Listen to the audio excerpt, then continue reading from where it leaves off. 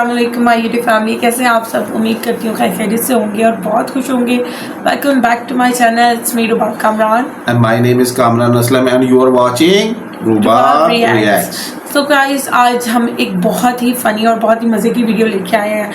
हाँ, फ़नी से आपको थोड़ा अंदाज़ा हो गया होगा कि हम किसकी बात कर रहे हैं। ऑफ कोर्स हम नासिर मदनी साहब की बात कर रहे हैं। वो फ़नी बात करते करते अपनी बात को पूरा कर देते हैं। मतलब लोग आसपास हंस हंस के पागल हो जाते हैं, लेकिन वो इतनी अच्छी और डीप बात कर जाते हैं अपनी वीडियोस में। और मैंने कहा कि आज की जो वीडियो है उनके नाम करते हैं। एक हमारे पास वीडियो उनकी रिसेंटली आई है, उसका नाम है Punjabi ventilator machine, very funny video. अब देखते हैं पंजाबी हमने कहा पहले बहुत सी वीडियो हमने थोड़ी सी बना ली है, थोड़ी सी इमोशनल वीडियो, तो अब जरा थोड़ा हंसी मजाक वाली भी बना ले।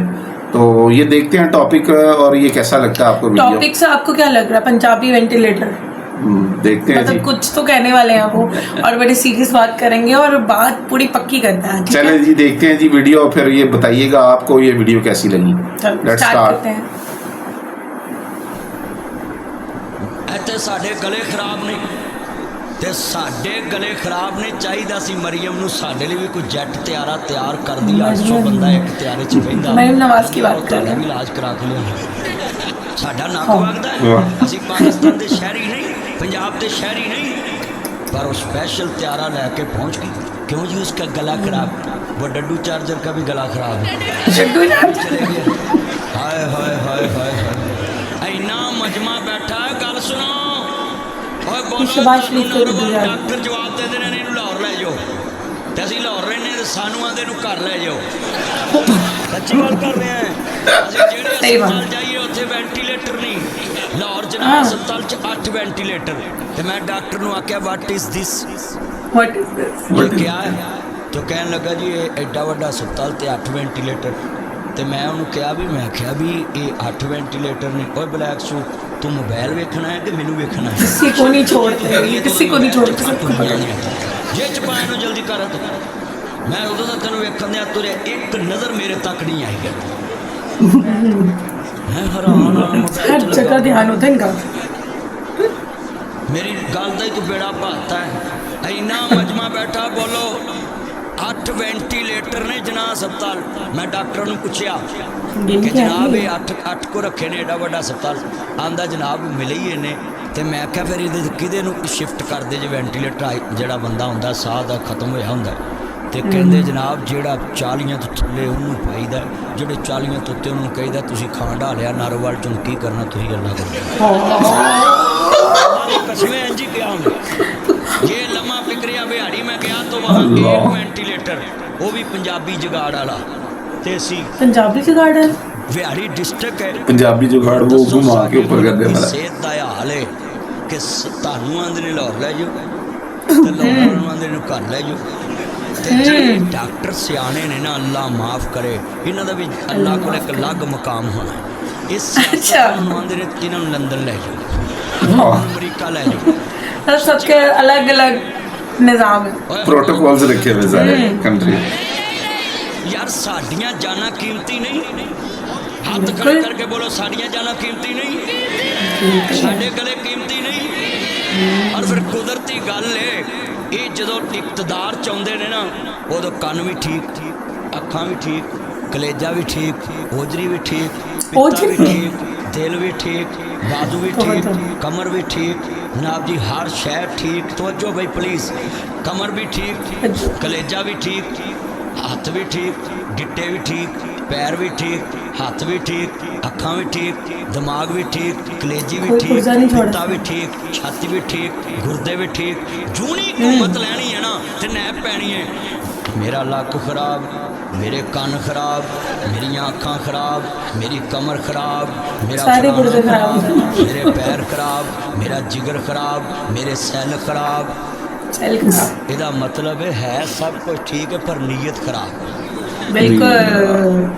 ऐना मजमा बैठा, ईमान ना दसो जिस मुल्क च शराबिया बाहरों इलाज कराए ते असीं नारोवाल च मरीए ते फिर जनाब सानू गिले का देने।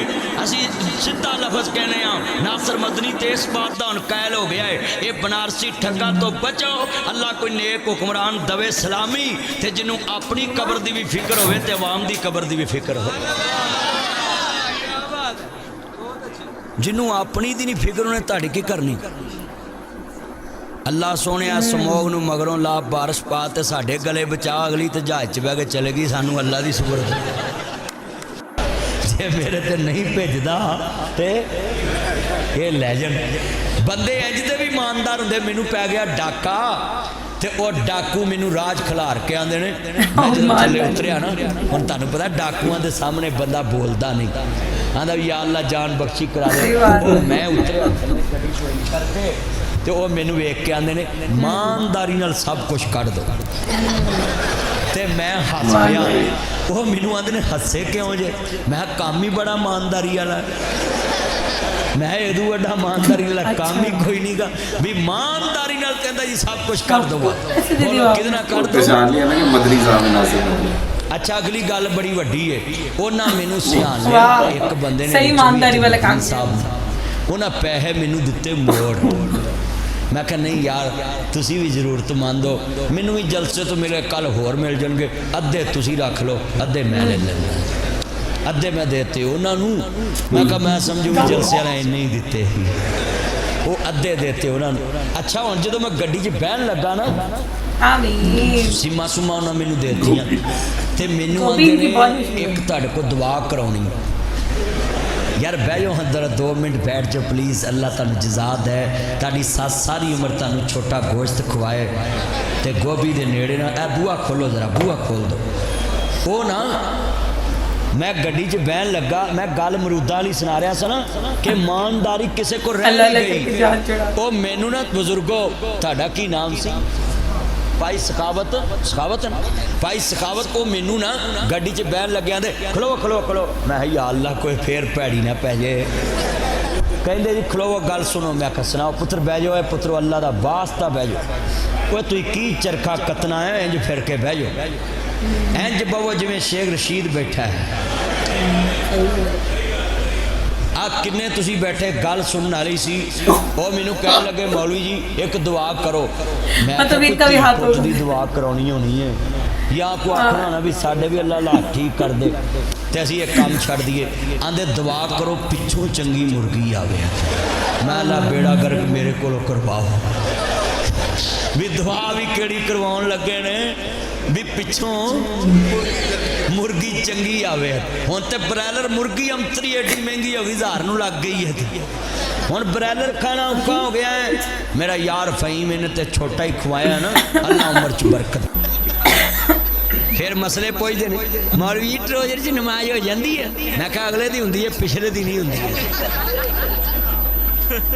है ट्रोजर पा के मसीते तुरे फिरदे रहिंदे तवज्जो करो बच्चों तवज्जो करो गल सुनो हाँ जी हज़रत साहब नासिर मदनी नूं कदी लोग याद करनगे हज़रत साहब मैं नवे नवे टिकटॉक ते आईडी बनाई ना ते मौलवियां मेरा मजाक डाया ले ये टिकटॉक स्टार है हुण सारे मौलवी उत्ते खे खा रहे हैं सारे खा रहे सारे आईडियां बना ली सारे बनाइयां कई चुप हो गए ने सारे बना लिया फेसबुक से आड़ियां बना लिया जो मैं ना है ना भी फेसबुक से तबलीग करो फेसबुक हुण तस्वीर बना बना के स्टाइलां नाल ते लाउंदे ने क्यों जी अल्लाह दी कसम मौलवियां दे मैं मेकअप वालियां तस्वीरां वेखियां इश्तिहारां ते जो आम वेखीए ना ते ध्यान आउंदी है भी ये होई तो जो मैं इन्होंने आना होना है ना भी फेसबुक ते तबलीग करो टिकटॉक ते करो कहना होना है ना तो उदों आते ही लै नासिर मदनी टिकटॉक ते आउंदा नासिर मदनी टिकटॉक ते आउंदा चलो मैं तो टिकटॉक ते तुहाडे तो पहलों आया तो इन्ने मुंडे मैनू जानन लग पे जे तुसीं मेरे नाल उदों रल के आउंदे उधरों शैतान दा पैगाम आउंदा इधरों रहमान दा पैगाम जांदा असी मौलवियों नूं बीमारी पहलों रेडियो आया सी उत्ते फतवा ठोकिया फिर रेडियो ते आप बह गए फिर पहलो टीवी आया टीवी ते ही फतवा ठोकिया फिर टीवी ते आप बह गए ਬੋਲੋ ਤੇ ਮੈਂ ਸਾਰਿਆਂ ਨੂੰ ਕਵਾਂਗਾ ਫਤਵਾ ਨਾ ਠੋਕਿਆ ਕਰੋ। ਐਪ ਮਾੜੀ ਨਹੀਂ ਹੁੰਦੀ, ਟੀਵੀ ਮਾੜਾ ਨਹੀਂ, ਉਹਦੇ ਵਿੱਚ ਉਹਨਾਂ ਨੇ ਤੁਹਾਨੂੰ ਰਿਮੋਟ ਦਿੱਤਾ ਹੈ, ਉਹ ਬਟਨ ਨੱਪੋ ਤੇ ਆਪਣੀ ਮਰਜ਼ੀ ਦਾ ਚੈਨਲ ਲਾ ਲਓ। ਬੋਲੋ ਆਪਣੀ ਮਰਜ਼ੀ ਦਾ ਚੈਨਲ ਲਾ ਲਓ, ਕੁਰਾਨ ਲਾ ਲਓ, ਕਾਬਾ ਲਾ ਲਓ। ਪਰ ਸਾਡੇ ਮੁਸਲਮਾਨ ਮੁਲਕ 'ਚ ਮੈਂ ਕਰੋਨੇ ਦੇ ਦਿਨਾਂ ਸਰਚ ਕੀਤੀ, ਸੁਣੋ ਇਹ ਆਸ਼ਕਾਂ ਨੇ ਰਸੂਲ, ਹੁਣੇ ਮੈਂ ਤੁਹਾਨੂੰ ਕਹਾਂ ਨਾ ਸੜਕ ਬਲਾਕ ਕਰਨੀ ਹੈ ਤੇ ਤੁਸੀਂ ਸਾਰੇ ਆਖਣਾ ਚਲੋ ਹੁਣੇ ਚਲੋ।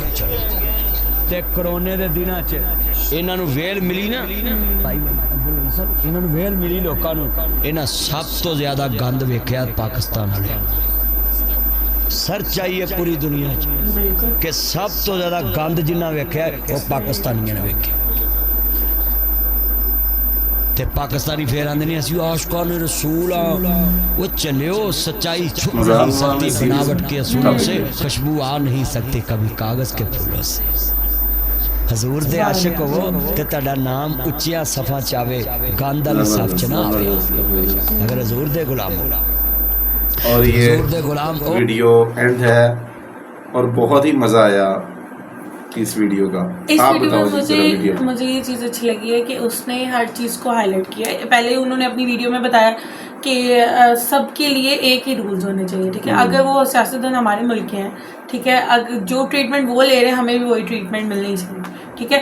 अगर उन्हें हमारे पाकिस्तान के मतलब अपने ही मुल्क के डॉक्टरों पे यकीन नहीं है, अपने हॉस्पिटल्स पे यकीन नहीं है और वो अपने ट्रीटमेंट्स के लिए आउट ऑफ कंट्री जा रहे हैं, तो उन्हें बुरा लगा, वो कह रहे हैं कि होना यही चाहिए। और सेकंड मुझे उनकी ये बात अच्छी लगी है कि उन्होंने ये बात मेंशन की है कि एप्स बुरी नहीं होती, कोई प्लेटफॉर्म बुरा नहीं होता, उधर हमारे उस चीज़ में होता है, हमारे हाथ में होता है कि हम उसमें अच्छी चीज़ देखें या बुरा, उसको किस तरह हम यूज़ करते हैं वो हमारे हाथ में। सोशल मीडिया को बेसिकली उन्होंने कहा यहाँ तो पॉजिटिव आप इस्तेमाल करो या नेगेटिव, वो तो आपके अपने माइंडसेट पे है ना, आप उसको कैसे इस्तेमाल करते हो। और सब मतलब मौलाना से ना सबसे मुझे इनकी ये चीज़ अच्छी लगती है कि ये मतलब अपनी वीडियोस में ना एक मॉडल हंसी मजाक में एक लेसन दे जाते हैं और बताते हैं करंट सिचुएशन, मजा भी आता है बातों बातों में ना सुनने का इनका कि ये क्या कहना चाह रहे हैं। और वैसे ये इन्होंने बिल्कुल ठीक कहा, ये टिकटॉक स्टार रह चुके हैं। और इन ये जो गोभी वाली बात की है ना, वो तो आपने उनकी वीडियो जरूर देखी होगी। और जो दुआ और हमने इनकी ना नासिर मदनी की हमारे प्रीवियस आप वीडियोस देखे, हमने इनकी वीडियो बनाई, बड़े मज़े की हैं। और इस दफ़ा भी हमने कहा चले इस टॉपिक को ही देखते हैं और बड़ा मज़ा आया है। और पूरी आपको भी बहुत इंजॉय किया होगा आपने इस वीडियो को देख के।